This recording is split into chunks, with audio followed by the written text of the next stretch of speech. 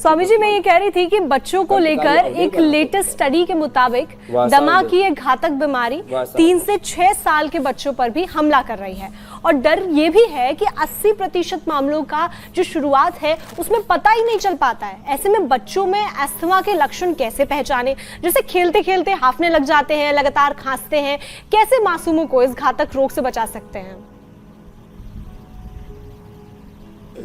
देखो, छोटे बच्चों के नाक बहते रहते हैं, उनका छोटी थोड़ी थोड़ी देर में, महीने 2 महीने में गला खराब होता रहता है। तो ऐसे में उन बच्चों को एक तो सूर्य नमस्कार कराए और जो भुजंगासन बता रहे थे भुजंगासन कराए, जो कठिन आसन कर सके।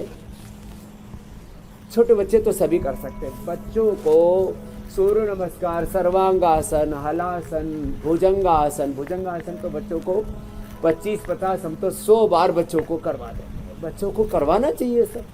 और देखो, 2 चीज़ें हमारे शरीर के स्वास्थ्य के लिए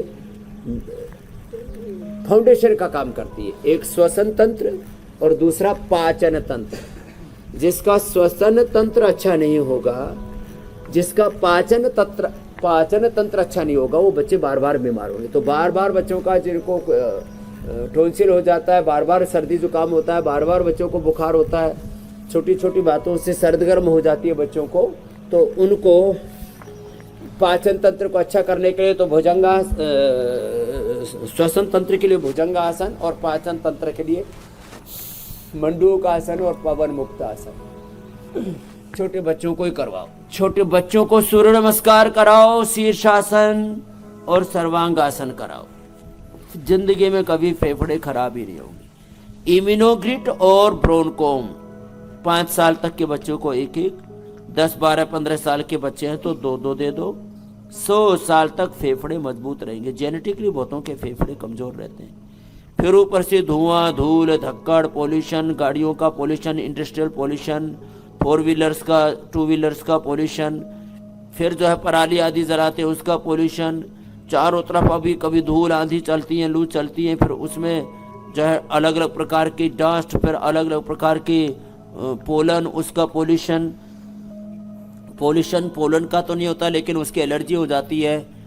अब तो हम तो देखो फूल के सामने ही सांस ले रहे हैं, किसी को तो ऐसे पुष्प भी सूंघो तो उससे ही छींक रहते हैं। तो इसके लिए हमने बताया जल नीति करें, सूत्र नीति करें, नस्य करें, लंगबस्ती करें, लेप लपेट, और ये धूम, नस्य, स्टीम, ये छोटे छोटे उपाय अपनाने चाहिए। ज्यादा बढ़ने पर देखो मेरे सामने खजूर रखा है स्वामी जी, खजूर, चना, अनार और पपीता, बस यही खाने को देते हैं। बाकी सब चीजें बंद कर देते हैं 1-2 सप्ताह। कफ रोगों में, वात रोगों में पीडानिल जूस पिलाते हैं, एटीएम की सब्जी देते हैं।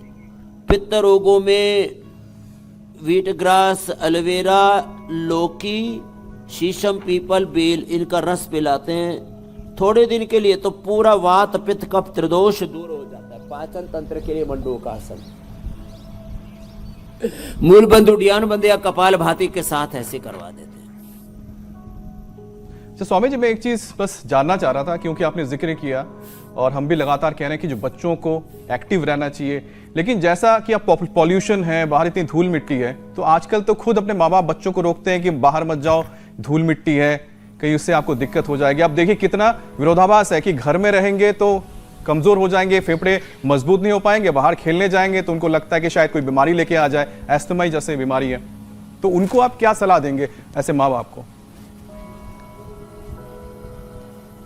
देखो, बच्चों को मिट्टी में खेलना चाहिए। अब ये साइंटिफिकली प्रूव हो गया है कि जो बच्चे मिट्टी में नहीं खेलते उनको बहुत प्रकार की एलर्जीज, बहुत प्रकार की उनको इम्यूनिटी की प्रॉब्लम्स, बहुत प्रकार की उसको अलग अलग प्रकार के ब्रेन नर्वस सिस्टम के डिसऑर्डर्स, ये सब प्रॉब्लम्स होते हैं। इसलिए बच्चों को खेलना चाहिए। और देखो, जब धूल से, मिट्टी से, अलग अलग प्रकार के पोलन से, अलग अलग प्रकार के प्रदूषण से थोड़ा सा जूझेंगे, और देखो रहना तो इसी संसार में है, और हमारा जो एयर क्वालिटी इंडेक्स है ना, AQI है ना, वो तो होना तो चाहिए 2, 3, लेकिन 200, 300, 400, 500 तक आप दिल्ली नोएडा वालों का और पूरे महानगरों का पहुंच जाता है। अब उसी के बीच रहना है तो आपके फेफड़े ऐसे यदि मजबूत है, हमने देखा, हमने फेफड़ों में धुआं, धक्कड़, पूरा ये पोल्यूशन इंड्यूज करके उनके फेफड़े खराब करके और उनको ब्रोनकोम देके श्वासारी देके अच्छा कर दिया। इसका मतलब क्या हुआ? इसका मतलब ये हुआ कि फेफड़े यदि मजबूत हैं तो धूल धक्कड़ से आप संघर्ष कर पाएंगे और जो अंदर जमा है उसको आप निकाल पाएंगे। सांस लंबे भरने और छोड़ने से, अब ये भी कई बार उल्टी उल्टी सलाह देते हैं, बोले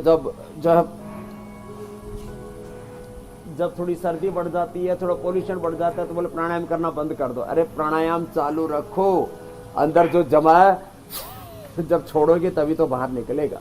तो ये गलत सलाह है। बच्चों को निकलना चाहिए घर से बाहर, सबको घर से बाहर निकलना चाहिए, सबको योग करना चाहिए। पोल्यूशन जहाँ है वहाँ पर थोड़े घर के अंदर पर्दे आदि लगा करके कर लो, डस्ट आदि ज़्यादा अंदर ना जाए, लेकिन योग आदि जरूर करते रहना चाहिए। और जो करेंगे उनके फेफड़ों में ये धुआं नहीं जमेगा, उनके हार्ट में ब्लॉकेज नहीं जमेंगे और उनको फिर खाने पीने से, अब लोग कहते हैं चीनी मत खाओ, चलो चीनी तो अच्छी बात है भाई, बाकी आम है और तमाम तरह की मीठी चीज़ें हैं, ग्लूकोज है, ये तो जीवनीय शक्ति, ग्लूकोज नहीं मिलेगी आपको, ग्लूकोज, फ्रुक्टोज, सुक्रोज आदि नहीं मिलेगा, जीवन कैसे चलेगा जी? तो आप मिठाई नहीं खाओ, आम और केला, सेव आदि भी मत खाओ, मुनक्का, खजूर, अंजीर भी मत खाओ। अरे भाई खाओ लेकिन योग भी करो, मतलब सिर्फ भोग ना करो, योग भी करो। खाओगे और योग भी करोगे तो आपका पेनक्रियाज गड़बड़ नहीं होगा। हाँ, घी मत खाओ, कोलेस्ट्रॉल बढ़ेगा, वेट बढ़ेगा। अरे खाओ लेकिन साथ में पचाओ।